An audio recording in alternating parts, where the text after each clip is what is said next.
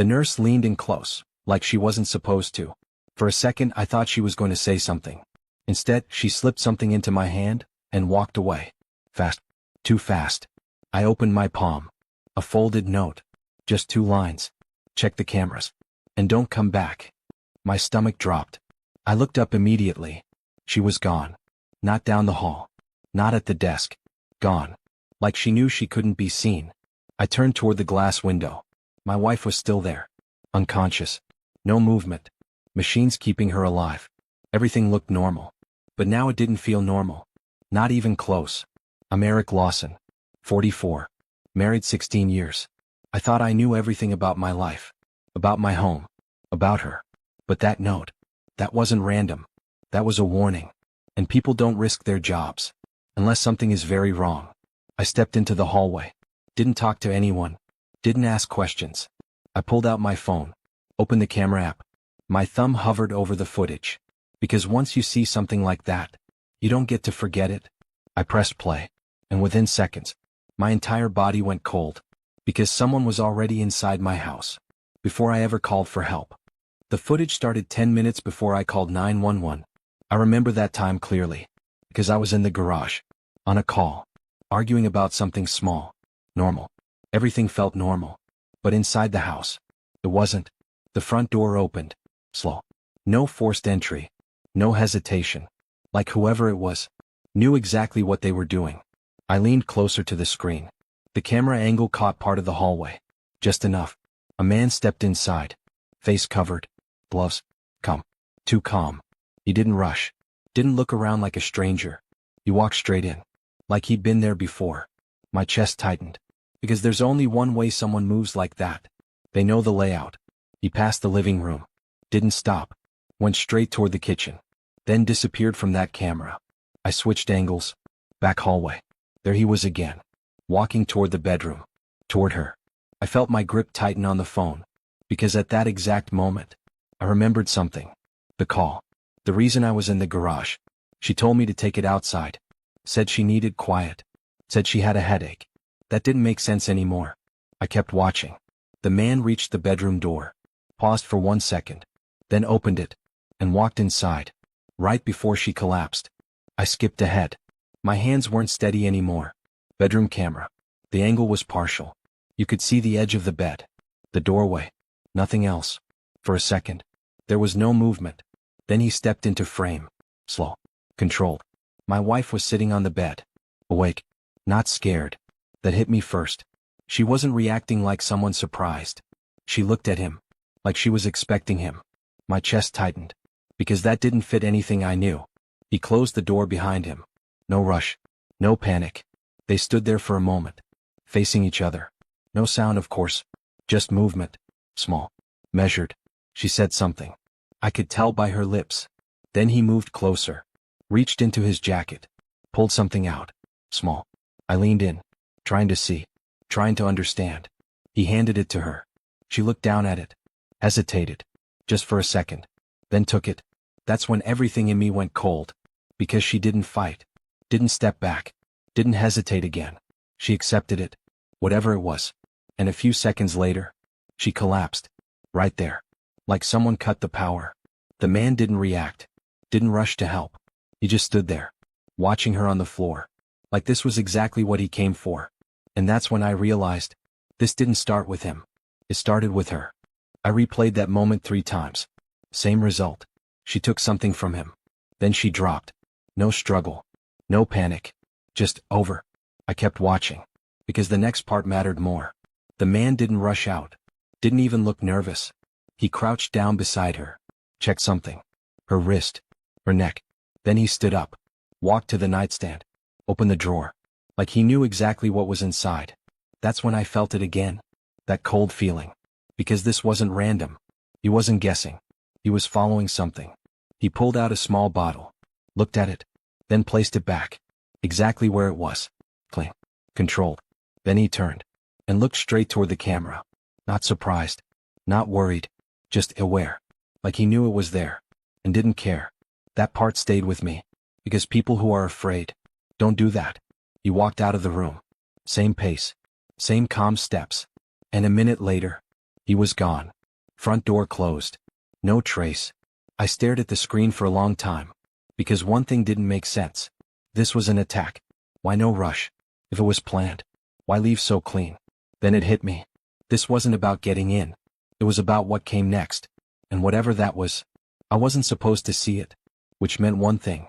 The note wasn't just a warning. It was telling me I was already part of something I didn't understand.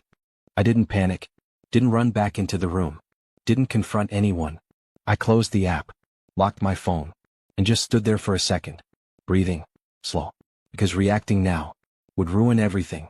I went back inside like nothing changed. Sat next to her. Same chair. Same position. Monitor still steady. Nurses moving in and out. Normal. Too normal. I looked at her face, trying to match it with what I just saw. It didn't line up. 16 years. And I had no idea who I was looking at. I leaned back, quiet, observing. That's when I noticed something small. Her personal items. Bag, phone, jewelry. Everything was there. Untouched. Except one thing. Her phone screen was dark. But not locked. That wasn't like her. I didn't reach for it. Not yet. Instead I waited. Watched who came in. Who stayed too long. Who avoided looking at me. Patterns matter.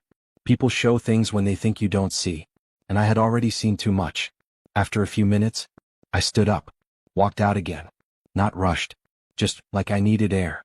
Because now I had two things. The footage. And the note. And both were telling me the same thing. Don't trust what's happening in that room. So I made a decision right there. I wasn't going to ask questions. I was going to find answers. Quietly. I went to the parking lot. Sat in my car. Doors locked. No noise. No distractions. That's where people think clearly. I opened the footage again. This time slower. Frame by frame. Looking for things I missed. The man's hands. His posture. The way he moved. Nothing random. Everything precise. Then I saw it. A small detail. When he reached into his jacket, there was a logo on his sleeve. Faded, but visible. I zoomed in. Paused. My stomach dropped. Because I recognized it. Not from work.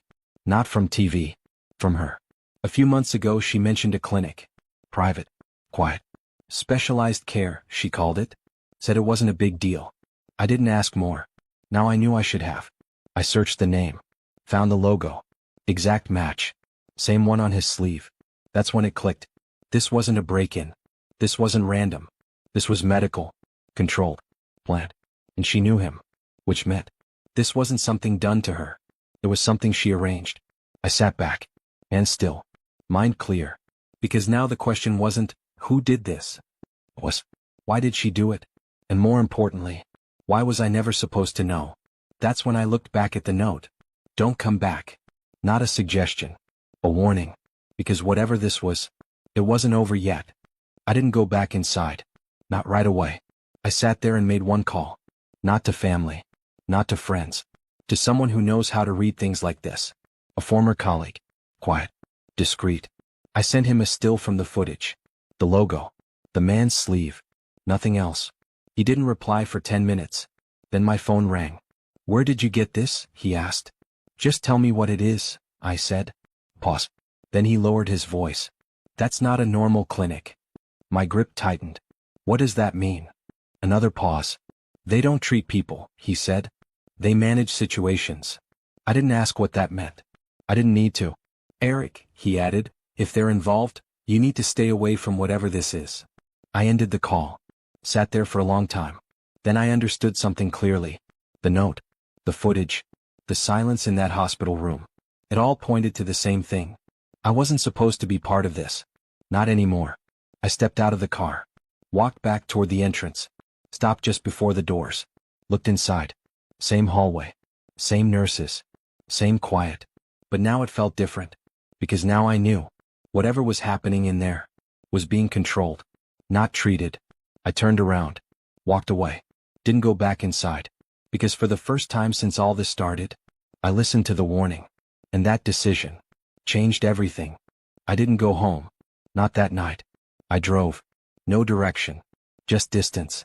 Because once you step away from something like that, you need space to think. Not react. Think.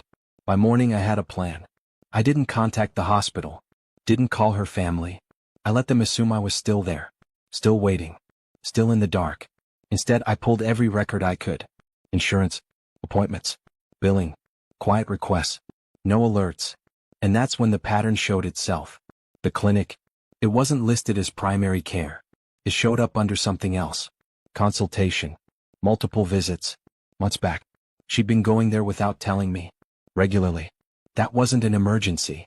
That was preparation. Then I found the final entry. The one from that day. No details. Just one line. Procedure completed. I sat there staring at it. Because now everything lined up. The man. The timing. The collapse. It wasn't an accident. It was the outcome. Exactly as planned. I never went back to that hospital. Not once. A week later. I got a call. She's awake, they said. I listened. Then I asked one question.